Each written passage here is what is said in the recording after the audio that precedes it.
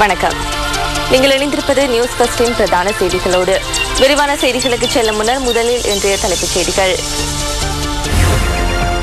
இலங்கைக்கு இறக்குமதி செய்யப்படும் மசகு எண்ணெயின் ஆக்சிஜனேட்டின் அளவை அளவீடு செய்யும் இயந்திரம் 2 வருடங்களாக செயலிழந்துள்ளதாக தகவல். லசந்த விக்ரமதுங்கவின் கொலை துப்பாக்கி பிரயோகத்தினால் ஏற்பட்டதென குற்றப்புலனாய்வு திணைக்களம் நீதிமன்றத்தில் அறிவிப்பு. கூட்டுறவு சங்கம் இறக்குமதி செய்த சீமெந்து விற்பனைக்காக அன்றி களஞ்சியப்படுத்துவதற்காகவே விடுவிக்கப்பட்டது சுங்கப்பிரிவு தெரிவிப்பு. தொடர்வது உள்நாட்டுச் செய்திகள். நிர்மாண தொழில்துறை பிரதிநிதிகளுக்கும் ஜனாதிபதி மஹிந்த ராஜபக்சவுக்கும் இடையிலான சந்திப்பொன்று இன்று முற்பகல் அலரி மாளிகையில் இடம்பெற்றுள்ளது. 2012ஆம் ஆண்டிற்கான வரவு செலவு திட்டத்தை தயாரிக்கும் முகமாக தனியார் துறையினருடன் கலந்துரையாடும் வகையில் இந்த நடவடிக்கை எடுக்கப்படுகின்றது. களிமண், மூங்கில், மரம் மற்றும் சீமெந்து உற்பத்தியாளர்கள் உள்ளிட்ட நிர்மாண தொழில்துறை பிரதிநிதிகள் இந்த சந்திப்பில் கலந்து கொண்டனர். பொருளாதார அபிவிருத்தியில் 10% அதிகமாக பங்கினை வகிக்கும் நிர்மாண துறையினர் எதிர்நோக்கும் பிரச்சினைகள் மற்றும் அடுத்த வரவு செலவு திட்டத்திற்கான ஆலோசனைகளை பெற்றுக் கொள்வது இந்த சந்திப்பின் நோக்கம் என ஜனாதிபதி ஊடக பிரிவு குறிப்பிடுகிறது. நிர்மாண துறையில் எதிர்காலத்தில் மேற்கொள்ள வேண்டிய பயிற்சி நடவடிக்கைகள் தொடர்பில் இதன் போது அதிக கவனம் செலுத்தப்பட்டது. ஊழியர்களின் கௌரவம் மற்றும் உளநலத்தினை அதிகரிப்பு செய்வது அவசியம் என குறிப்பிட்ட ஜனாதிபதி தாம் தொழில் அமைச்சில் இருந்தபோது அவ்வாறான நடவடிக்கைகளை ஆரம்பித்ததாக குறிப்பிட்டார். நிர்மாணத்துறை சட்டத்தை நடைமுறைப்படுத்துவதில் நிலவும் பல பிரச்சனைகளுக்கு தீர்வு காணப்பட்டுள்ளதாக ஜனாதிபதி சுட்டிக்காட்டினார். கொழும்பில் உள்ள குடிசைவாசிகளை நகரத்தில் இருந்து வெளியேற்றுவதற்கான எவ்வித திட்டமும் இல்லை என ஐக்கிய மக்கள் சுதந்திர கூட்டமைப்பின் மேயர் வேட்பாளர் மிலிந்த மொரகொட குறிப்பிடுகின்றார். இன்று நடைபெற்ற ஊடகவியலாளர் சந்திப்பின் போது குடிசைவாசிகளை அரசியல் கால்பந்தாக மாற்றுவது அநீதியானது என அவர் சுட்டிக்காட்டினார்.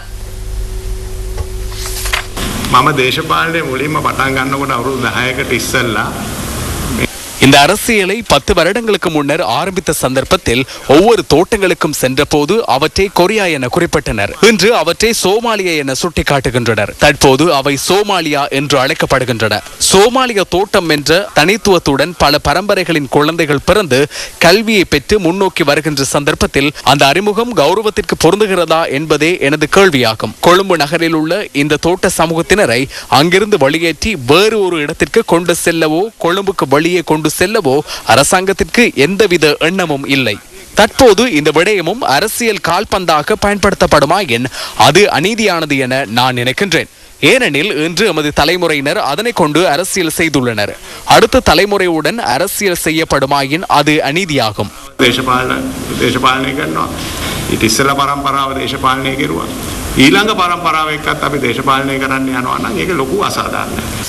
கூட்டமைப்பின் பொதுச் செயலாளர் அமைச்சர் சுசில் பிரேம ஜெயந்த இதன்போது கொழும்பில் உள்ள குடிசைவாசிகள் தொடர்பில் கருத்து வெளியிட்டார். தற்போது குடிசைகளின் எண்ணிக்கை 50,000 அதிகரித்துள்ளது.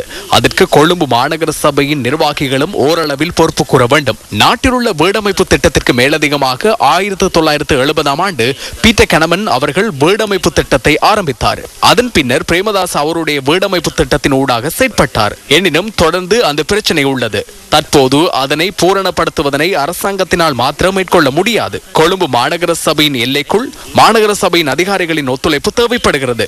உதாரணமாக தற்போது கொழும்பில் உள்ள வீதிகள் விரைவாக அபிவிருத்தி செய்யப்படுகின்றன.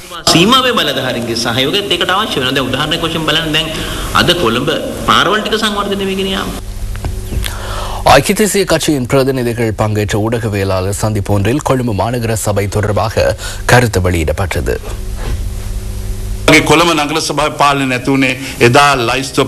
அன்று வேட்புமனு பட்டியலை நிராகரித்தவர்களினாலேயே கொழும்பு மாநகர சபையின் ஆட்சி அற்றுப்போனது. அவ்வாறு செய்தவர்கள் இன்று அந்த பட்டியலில் உள்ளனர். அவ்வாறானவர்களா இந்த நாட்டினை முன்னோக்கி கொண்டு செல்வார்கள்? ஐக்கிய தேசிய கட்சியிலிருந்து திறமையான குழு ஒன்றை நாம் முன்வைத்துள்ளோம். சூழ்ச்சியாளர்கள் மற்ற பக்கத்திற்கு சென்றுள்ளனர். கொழும்பு மாநகர சபையில் உண்மையான அபிவிருத்தியை முன்னெடுத்து எங்குள்ள மக்களை கௌரவத்துடன் வாழ வைப்போமே அன்றி அவர்களை கொழும்பிலிருந்து விரட்ட வேண்டிய அவசியம் எமக்கு இல்லை. කොළඹින් පන්නන එක නෙමෙයි අපට අවශ්‍ය වන්නේ. මේ කොළඹ නගර සභාවේ ජීවත් වෙන ජනතාවගේ එදිනෙදා කටයුතු වලට පහුගිය கொழும்பு மாநகர சபையில் வாழும் மக்களின் அன்றாட நடவடிக்கைகள் குறித்து கடந்த கால பகுதியில் கவனம் செலுத்தப்படவில்லை. இந்த மாநகர சபையில் 2000 ஊழியர்களுக்கான வெற்றிடங்கள் நிலவுகின்றன. 10 வருடங்களாக காணப்படும் இந்த வெற்றிடங்களை அரசாங்கம் இதுவரையில் நிரப்பவில்லை. மாநகர சபை ஊழியர்களுக்கு வழங்கப்பட வேண்டிய சுகாதார கொடுப்பனவுகள் 6-7 வருடங்களாக வழங்கப்படவில்லை. அரசாங்கம் கொழும்பு நகர சபையின் பணத்தை பயன்படுத்தி கொள்ளுப்பிட்டி பம்பளப்பிட்டியில் உள்ள வீதிகளுக்கு காப்பட்டிடுவதற்கு கோடிக்கணக்கான பணத்தை செலவிட்டுள்ளது. கொள்ளுப்பிட்டி சந்தையிலிருந்து அலரி மாளிகை வரையில் காப்பட் போடுவதற்கு கொழும்பு மாநகர சபையின் 120 மில்லியன் ரூபாய் செலவிடப்பட்டுள்ளது. குறைந்த வருமானங்களை பெறும் மக்களின் குடியிருப்புகளில் அடிப்படை வசதிகளை மேம்படுத்துவதற்காகவே அந்த பணம் இருந்தது. වතු හදන්න ඒ වතු වලට තියෙන ජනතාවගේ යටිතල පහසුකම් හදන්න ඒ තිබුණ මුදල්. உள்ளூராட்சி மன்ற தேர்தலின் தபால் மூல வாக்களிப்பு இம்மாதம் 29 மற்றும் 30 தேதிகளில் நடைபெற உள்ளதாக தேர்தல்கள் செயலகம் தெரிவித்துள்ளது. இந்த தேர்தலுக்கான உத்தியோகபூர்வ வாக்காளர் அட்டை விநியோகம் எதிர்வரும் 20 தேதி முதல் அக்டோபர் மாதம் 1 தேதி வரை இடம்பெற உள்ளமை குறிப்பிடத்தக்கது. இதேவேளை உள்ளூராட்சி மன்ற தேர்தல் தொடர்பாக கலந்துரையாடுவதற்காக அரசியல் கட்சியின் பொதுச் செயலாளர்கள் இன்று தேர்தல்கள் ஆணையாளரை சந்தித்தார்கள். இந்த சந்திப்பில் தேர்தல் கண்காணிப்பாளர்களும் கலந்து கொண்டிருந்ததுடன் இந்த கலந்துரையாடல் தேர்தல்கள் செயலகத்தில் நடைபெற்றது.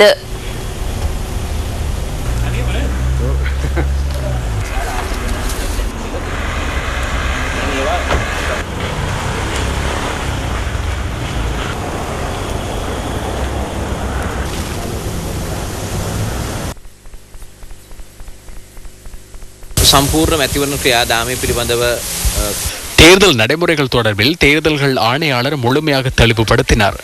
அத்துடன் முறைப்பாடுகளை முன்வைக்க பிரிவொன்று இங்கு அமைக்கப்பட்டுள்ளதாகவும் அறிவிக்கப்பட்டது.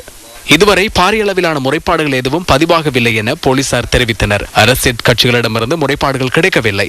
வாக்கெண்ணும் நடவடிக்கைகளில் அதிகாரிகளை ஈடுபடுத்துவது தொடர்பிலும் உள்ளூராட்சி மன்றங்களில் வாக்கெண்ணும் அதிகாரிகளின் எண்ணிக்கையை அதிகரிப்பது தொடர்பிலும் சில கட்சிகளின் செயலாளர்களினால் யோசனை முன்வைக்கப்பட்டது.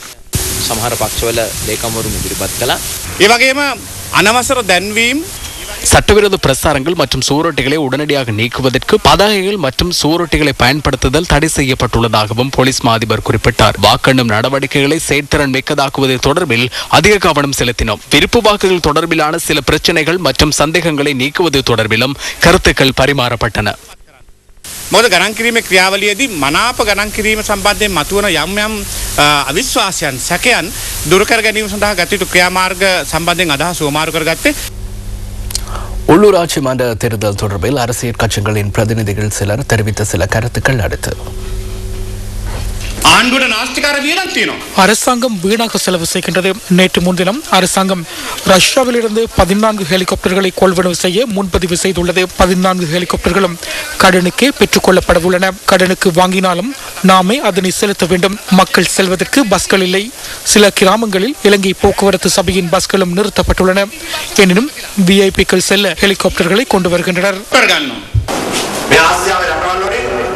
வெளிநாடுகளிலிருந்து கடனை பெற்றவுடன் ஒழுங்காக கடன் தவணை பணத்தை செலுத்துகின்ற ஒரே நாடு ஆசியாவில் எமது நாடகம். எமது வெளிநாட்டு வருமானங்கள் உயர்வடைந்துள்ளதால் நாடு ஸ்திரமடைந்துள்ளது. எந்த ஒரு நாட்டினதும் அபிவிருத்திக்கு 3 காரணங்கள் அவசியமாகும். அரசியல் ஸ்திரத்தன்மை இருக்க வேண்டும், நாட்டில் சமாதானம் இருக்க வேண்டும், நாட்டு மக்களிடம் அர்ப்பணிப்பு காணப்பட வேண்டும். இன்று இந்த நாட்டில் இவை 3ம் ஒன்றாக உள்ளன.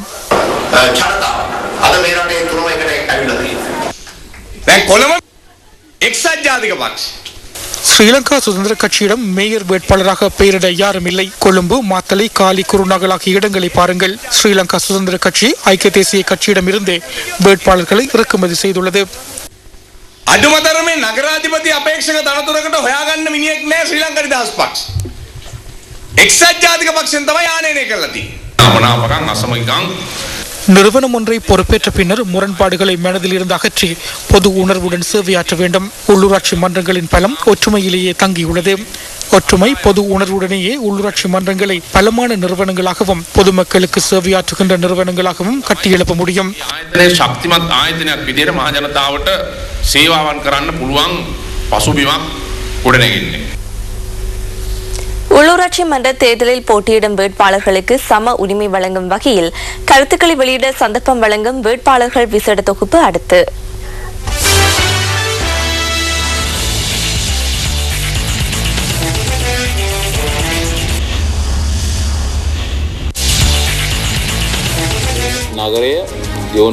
இந்த நகரத்தை அபிவிருத்தி செய்து எமது மக்களின் நலனுக்கான நகரமாக கட்டி எழுப்புவதே எனது எதிர்பார்ப்பாகும். எமது பகுதியை தாய்நாட்டிற்கு எடுத்துக்காட்டான பகுதியாக கட்டி எழுப்புவதே எமது நோக்கமாகும்.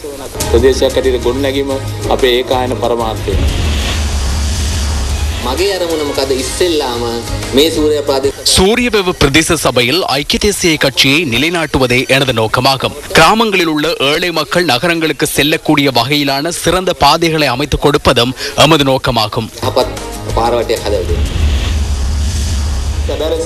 உண்மையான மக்களாட்சியை கொண்டு வருவதற்கு இந்த முறை உள்ளூராட்சி மன்ற தேர்தலின் ஊடாக மக்கள் விடுதலை முன்னணிக்கு சூரியவெவ பிரதேச சபையின் அதிகாரத்தை பெற்றுக் கொடுக்குமாறு பிரதேசவாசிகளிடம் நாம் வேண்டுகோள் விடுக்கின்றோம்.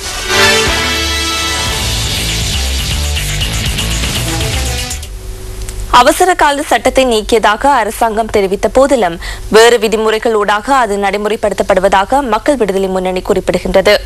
இன்று நடைபெற்ற ஊடகவியலாளர் சந்திப்பில் மக்கள் விடுதலை முன்னணியின் பிரசார செயலாளர் விஜித ஹேரத் இவ்வாறு கருத்து வெளியிட்டார்.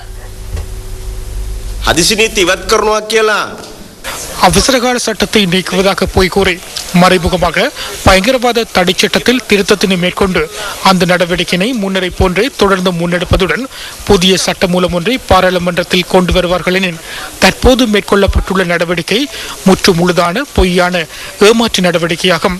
அரசாங்கத்தின் தவறுகளை விமர்சிக்கும், அரசாங்கத்தின் குறைபாடுகளை சுட்டிக்காட்டும் ஊடகவியலாளர்கள், அரசியல் கட்சிகள் மற்றும் ஊடக நிறுவனங்களை தடை செய்வதற்கும் அவர்களை கைது செய்வதற்கும் அவர்களை கட்டுப்படுத்துவதற்காகவும் இந்த பயங்கரவாத தடை சட்டத்தை பயன்படுத்துகின்றனர்.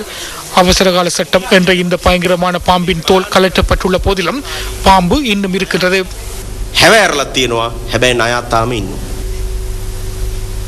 பிரேத பரிசோதனை அறிக்கைக்கு அமைய சண்டே லீடர் பத்திரிகையின் ஊடகவியலாளர் லசந்த விக்ரமதுங்கவின் உயிரிழப்பு துப்பாக்கி பிரயோகம் காரணமாக ஏற்பட்டது என்பது உறுதி செய்யப்பட்டுள்ளதாக குற்றப்புலனாய்வு திணைக்களம் நீதிமன்றத்தில் இன்று அறிவித்துள்ளது. குறித்த கொலை தொடர்பான வழக்கு இன்று 53வது தடவையாக கல்கிஸ்ஸ நீதவான் நீதிமன்றத்தில் விசாரணைக்கு எடுத்துக் கொள்ளப்பட்ட போது இந்த விடயம் தெரிவிக்கப்பட்டது. குற்ற புலனாய்வு பிரிவினர் நீதிமன்றத்தில் பிரேத பரிசோதனை அறிக்கையை சமர்ப்பித்து இந்த விடயங்களை சுட்டிக்காட்டினர். இதேவேளை பிணையில் விடுவிக்கப்பட்டுள்ள 2வது சந்தேக நபரின் முகவரியை மாற்றுவதற்கு அவரது சார்பில் ஆஜரான சட்டத்தரணி நீதிமன்றத்திடம் வேண்டுகோள் விடுத்துள்ளார். சந்தேக நபர் விளக்கமறியலில் வைக்கப்பட்டிருந்த போது அவர் வசித்த நுவரெலியா பகுதியில் உள்ள வீட்டை தற்போது அவர் இழந்துள்ளமையினால் அவரது மனைவியின் ஊரில் சென்று வசிப்பதற்கு நீதிமன்றத்தின் அனுமதி அவசியம் என சட்டத்தரணி குறிப்பிட்டார். ஆயினும் மேல் நீதிமன்றம் பிணை வழங்கியுள்ளமையினால் அந்த பிணை விதிமுறைகளை மாற்றுவதற்கு இந்த நீதிமன்றத்திற்கு அதிகாரம் இல்லை என நீதவானும் மேலதிக மாவட்ட நீதிபதியுமான நிரோஷா பெர்னாண்டோ சந்தேக நபருக்கு அறிவித்தார். பிணை விதிமுறைகளுக்கு அமைய வசிப்பிடத்தின் முகவரியை மாற்ற வேண்டுமாயின் மேல் நீதிமன்றத்தின் அனுமதியை பெற்றுக்கொள்ள வேண்டும் என நீதவான் மேலும் குறிப்பிட்டார்.